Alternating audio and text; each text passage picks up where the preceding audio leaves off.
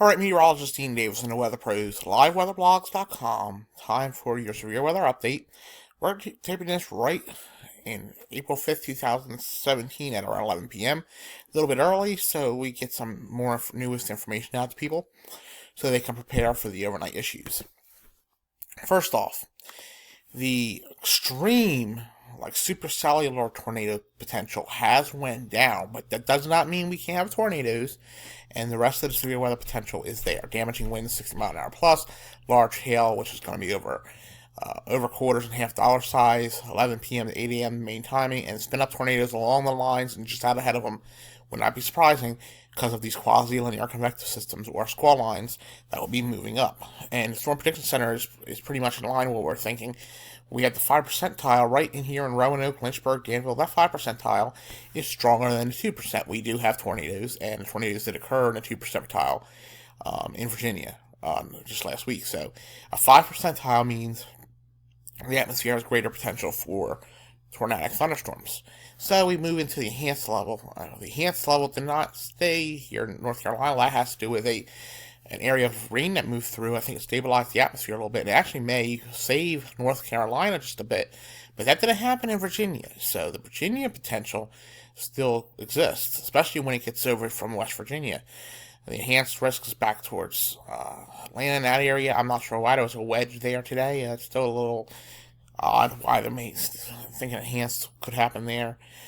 But being said, damaging winds, tornadoes, hail, all chance.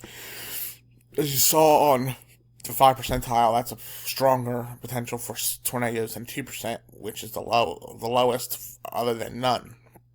So there is potential tonight, and you need to be ready for that.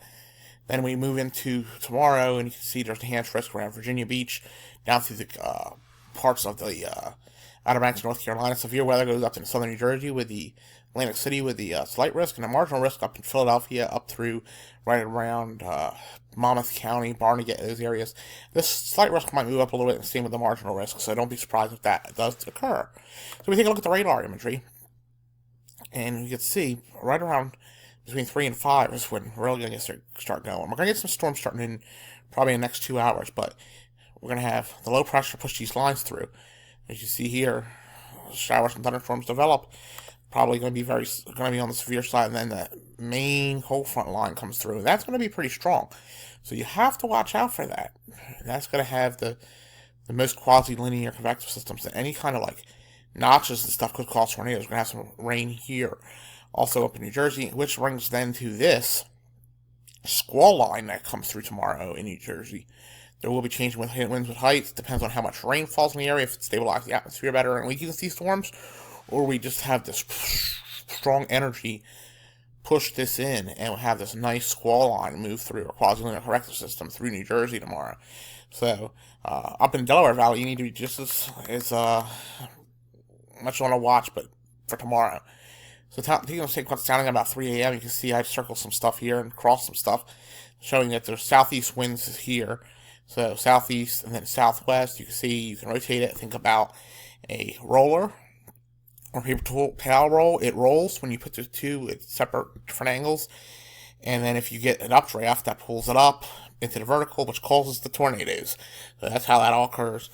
Everything's still good here with the STP and SHIP for possibly severe weather. I showed you how this kind of rotates. That's showing you that there's rotation in the atmosphere for the sounding. Tornado is the threat that comes up on here.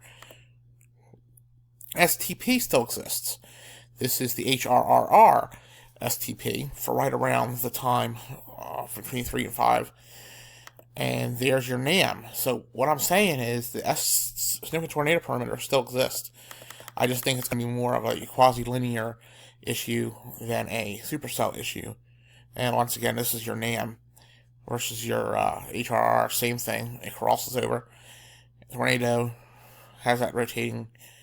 Everything's matching up. Still there. I would say that it's not as strong as in the atmosphere for supercells, but more of a line, a linear issue with tornadoes within the line. Not a major tornado, hopefully not. but the models have backed off that huge, supercellular risk and turned it more into a quasi-linear risk. So, that being said, in English terms, there's some good news, but I'm not telling you not to pay attention, because I would still pay attention. And even after this moves out, the winds kick in from the northwest, and man, we get gusty. Winds 30 to 40 and sustained along the Blue Ridge, with gusts around 60. We'll probably have tree damage and power outages, whatever non-thunderstorm related, after these storms move through. And like I said, here's your 500 millibar chart. You can see strong winds pushing from the south and then from the west of the lower levels. That being said, there's rotation in the atmosphere. So I'm like I said, do not pull your guard down. Have multiple ways to get your weather information tonight. Don't rely on weather radio, receive weather information on TVs and the internet, because with power outage, you may lose your internet and your TV, so that's not going to do you no good. Make sure you have a battery power radio. Your smartphone would be very good to have. They alert you, and even some of these newer phones, they alert you if there's a tornado warning.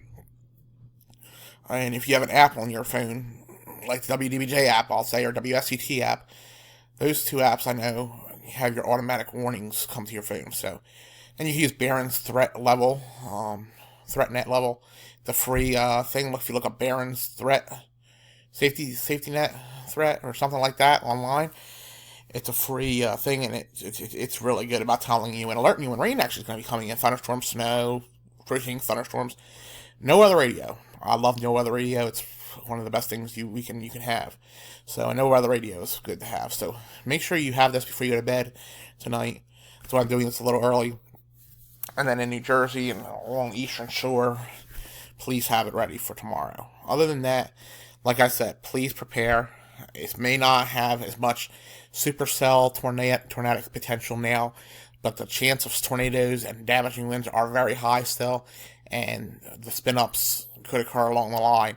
So do not let your guard down tonight, and have a way to get your information, because nocturnal tornadoes and nocturnal severe weather events kill more people annually than daytime severe weather events. So, because everybody's sleeping and does not put their information on. So please do that tonight for me, and could save a life. And please heed all warnings. Other than that, we'll talk to you again tomorrow, and I may step in if we have some really active severe weather, doing a quick update in the middle of the night. This is meteorologist Dean Davison from the Weather Pros and LiveWeatherBlogs.com. Thank you for watching, and be safe out there.